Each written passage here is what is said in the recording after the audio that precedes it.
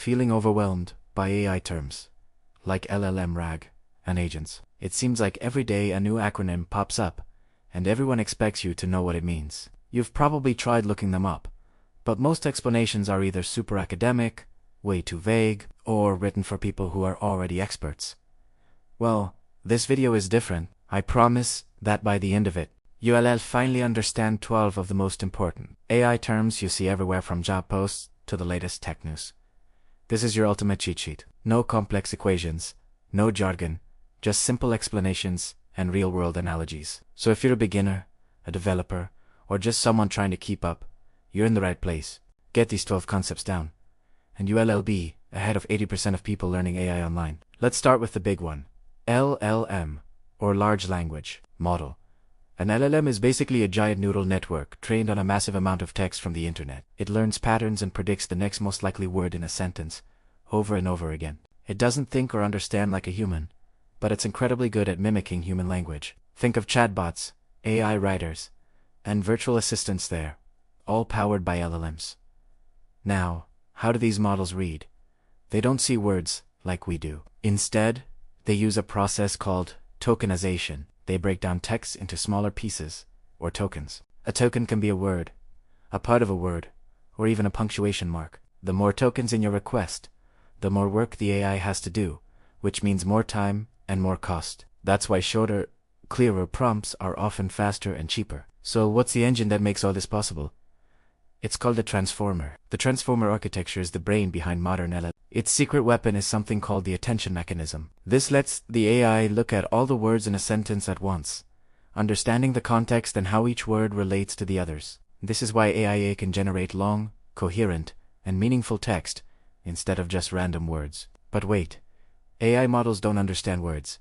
They only understand numbers. This is where embeddings come in. Embeddings are a way to turn words into numerical representations, like coordinates on a map. Words with similar meanings, like king and prince, get assigned numbers that are close to each other. Words with different meanings, like king and pizza, get numbers that are far apart. This helps the AI understand meaning and context, not just exact word match. And where do we store all these numerical embeddings? In a vector database. Unlike a regular database that looks for exact matches, a vector database is designed to quickly search for similar meanings. When you ask a question, it finds the most relevant information based on the similarity of embeddings. This is super important for AI search systems and modern chat. This brings us to a huge concept: RAG, or Retrieval-Augmented Generation. RAG is a clever technique that allows an AI to look up information from a trusted source, like your company's documents, before it gives you an answer. It uses embeddings and a vector database to find the right data first,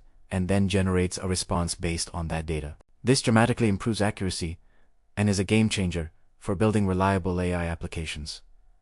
Why is RAG so important? Because it helps prevent hallucinations. A hallucination is when an AI confidently makes up an answer that sounds plausible but is completely false. This happens when the model doesn't have the right information to draw from. RAG gives the model that information, reducing the chances of it inventing facts. Remember, never blindly trust an AI's output without verification. So how do we guide the AI to give us better answers?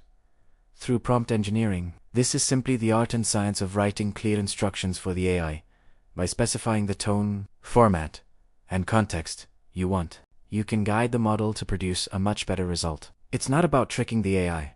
It's about communicating clearly. A good prompt saves you time, money, and a lot of frustration. Sometimes, though, prompting isn't enough. That's when you might need fine-tuning. Fine-tuning is the process of taking a general-purpose AI model and training it further on your own specific data. For example, you could fine-tune a model on your company's customer support chats to make it an expert at answering your customers' questions. It gives you more control but is also more complex and costly. Next up, latency. This is simply the time it takes for an AI to respond after you give it a prompt. Low latency means a fast, snappy response. High latency means you're left waiting, which creates a poor user experience. It's a critical factor for any real-time application. Now, let's talk about the future: agents. An AI agent is more than just a chatbot. It's an AI that can take actions, it can use tools, access APIs, and interact with other software to accomplish a goal. For example, you could ask an agent to find the best flight deals for your vacation, book the tickets, and add the trip to your calendar. Agents are what will move AI from just providing information to actually getting things done for us. Finally, and perhaps most importantly, evaluation. How do we know if an AI is any good? Art Italiano. You can't just build an AI app and hope it works. You need to constantly measure its accuracy, quality, and reliability. This can be done by humans checking the answers, or by using other AI models to score the output. Without proper evaluation, you're flying blind. And there you have E12 core AI concepts.